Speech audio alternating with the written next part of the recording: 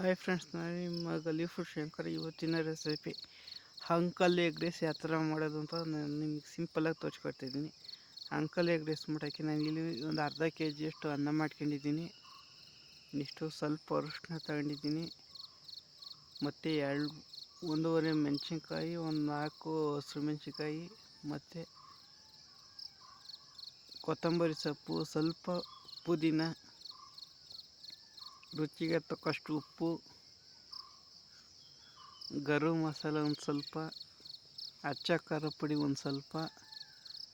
Main ಇಂಗ್ರೀಡಿಯೆಂಟ್ಸೇ capsicum. Uncle egg ರೈಸಲ್ಲಿ capsicum, ಮತ್ತು ಒಂದು 7 ಮೊಟ್ಟೆ ತಗೊಂಡಿದ್ದೀನಿ, ಮತ್ತು ರುಚಿಗೆ ತಕ್ಕಷ್ಟು ಉಪ್ಪು ಹೇಳಿದ್ನಲ್ಲ, ಮತ್ತು ಸೋಯಾ ಸಾಸು ಸ್ವಲ್ಪ.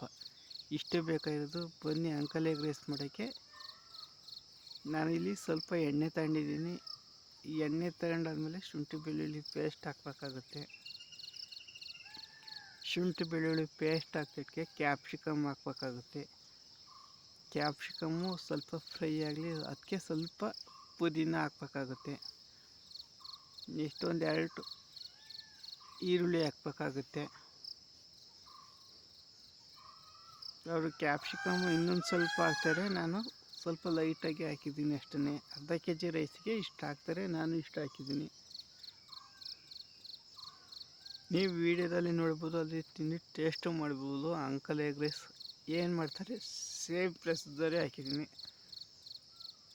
ಇದು ಪುದೀನ, ಹಸಿರು ಮೆಣಸಿನ್ಕಾಯಿ, ನೆಕ್ಸ್ಟು ಸ್ವಲ್ಪ ಕೊತ್ತಂಬರಿ ಸೊಪ್ಪು ರುಬ್ಬಿದ್ದು ಪೇಸ್ಟ್ ಮಾಡಿದ್ದೀನಿ. ಅವರು ಪೇಸ್ಟ್ ಮಾಡ್ತಾರಲ್ಲ ಆ ಥರ ನಾನು ಪೇಸ್ಟ್ ಮಾಡಿ ಹಾಕಿದ್ದೀನಿ. ಬರೀ ಟೇಸ್ಟು ಯಾವ ಥರ ಬರುತ್ತೆ ಅಂತ ನಾವು ನೋಡೋಣ, ಅಥವಾ ನೀವು ನಿಮ್ಮ ಮನೇಲಿ ಮಾಡಿದರೆ ಇದೇ ಥರ ಮಾಡಿ ಅಂಕಲ್ ಎಗ್ ರೈಸ್ನ ನಿಮ್ಮ ಮನೇಲೇ ತಿನ್ಬೋದು.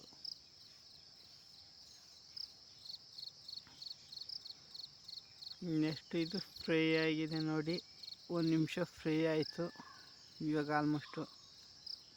ನೆಕ್ಸ್ಟು ಅಚ್ಚ ಖಾರದ ಪುಡಿ ಒಂದು 2 ಸ್ಪೂನ್ ಹಾಕೋತಾಯಿದ್ದೀನಿ. ಅದು ಗರಂ ಮಸಾಲ, ಅಚ್ಚ ಖಾರದ ಪುಡಿ ಎಲ್ಲ. ಗರಂ ಮಸಾಲ 2 ಸ್ಪೂನ್ ಹಾಕೋತಿದ್ದೀನಿ. ಅಚ್ಚ ಖಾರದ ಪುಡಿ 1 ಸ್ಪೂನ್ ಹಾಕೋತಾಯಿದ್ದೀನಿ ಅಷ್ಟೇ.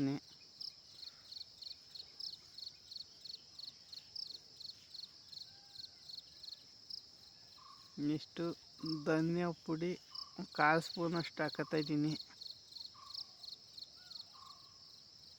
ಇಷ್ಟು ಅರಿಶಿನ ಚಿಟಿಕೆಗಿಂತನೂ ಕಮ್ಮಿ ಹಾಕೋತಾಯಿದ್ದೀನಿ.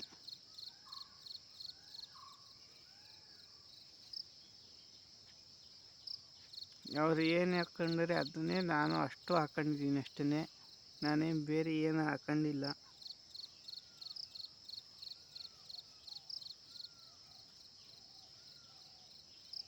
ಇಷ್ಟು ರುಚಿಗೆ ತಕ್ಕಷ್ಟು ಉಪ್ಪು ಹಾಕ್ಕೊಂಡಿದ್ದೀನಿ.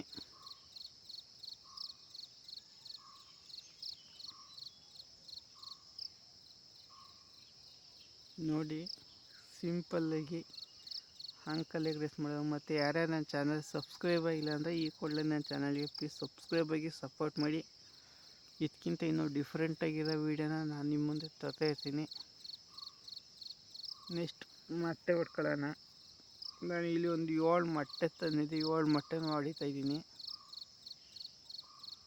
5 ಜನ ತಿನ್ನಬೇಕು, 5 ಜನಕ್ಕೆ 7 ಮೊಟ್ಟೆ.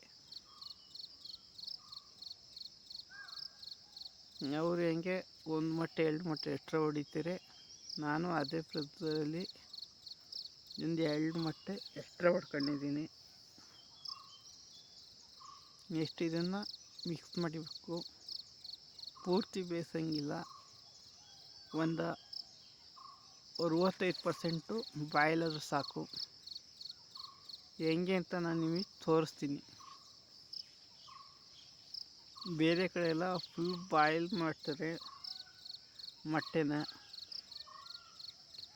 ಅಂಕಲ್ ಎಗ್ ರೈಸಲ್ಲಿ ಫುಲ್ ಬಾಯಲ್ ಮಾಡಲ್ಲ, ಅದು ಮೊಟ್ಟೆ ಎಲ್ಲ ಅನ್ನಕ್ಕೆ ಹೊಂದ್ಕೋಬೇಕು, ಆ ಥರ ಮಾಡ್ಕೊತಾರೆ. ಅಂಕಲ್ ಎಗ್ ರೈಸ್ ಅಂದರೆ ನಾವು ಹಂಗೆ ಮಾಡ್ಕೊಳ್ಳೋಣ ಬಲ್ಲಿ.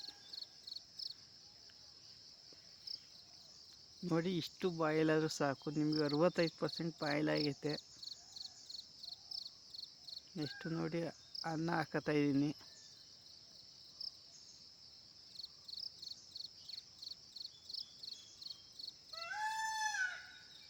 ನೋಡಿ ಉದ್ದುದ್ರಾಗಿರ್ಬೇಕು ಅನ್ನ ಮಾತ್ರ. ಉದ್ದುದಾಗಿದ್ರೆ ಚೆನ್ನಾಗಿರುತ್ತೆ ಅಷ್ಟೇ, ಅಲ್ಲದವ್ರೆ ಚೆನ್ನಾಗಿ ಬರಲ್ಲ ಅದು.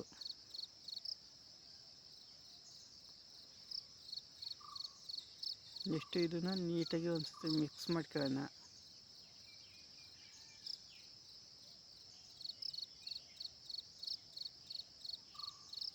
ಮತ್ತು ಯಾರನ್ನ ಚಾನಲ್ಗೆ ಸಬ್ಸ್ಕ್ರೈಬ್ ಆಗಿಲ್ಲ ಅಂದರೆ ಈ ಕೂಡಲೇ ನನ್ನ ಚಾನಲ್ಗೆ ಸಬ್ಸ್ಕ್ರೈಬ್ ಮಾಡಿ. ಇದಕ್ಕಿಂತ ಡಿಫ್ರೆಂಟಾಗಿರೋ ವೀಡಿಯೋನ ನಾನು ನಿಮ್ಮ ಮುಂದೆ ತರ್ತಾ ಇರ್ತೀನಿ.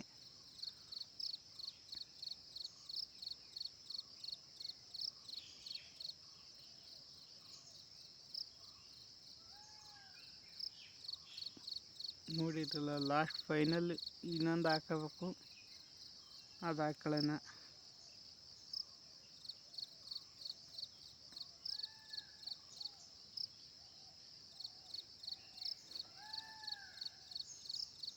ನೋಡಿದ್ರಲ್ಲ, ಎಲ್ಲ ಮಿಕ್ಸ್ ಆದಮೇಲೆ ನೆಕ್ಸ್ಟು ಅದು ಸೋಯಾ ಸಾಸ್ ಹಾಕ್ತಾರೆ. ನಾನು ಅದಕ್ಕೆ ಸೋಯಾ ಸಾಸು ಹಾಕತ್ತಾಯಿದ್ದೀನಿ.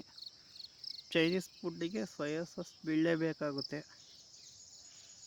ನೆಕ್ಸ್ಟು ಉಪ್ಪು ಖಾರ ಎಲ್ಲ ಇವಾಗ ಒಂದು ಸತಿ ನೋಡ್ಕೊಳ್ಳಿ, ಬ್ಯಾಲೆನ್ಸ್ ಮಾಡ್ಕೊಳ್ಳಿ.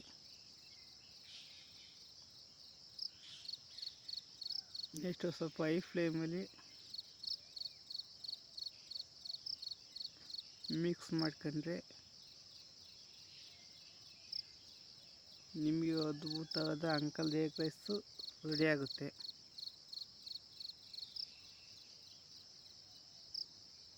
ನೋಡಿ ಇದೆಲ್ಲ ಎಷ್ಟು ನೀಟಾಗಿ ಬಂದಿದೆ ಅಂತ.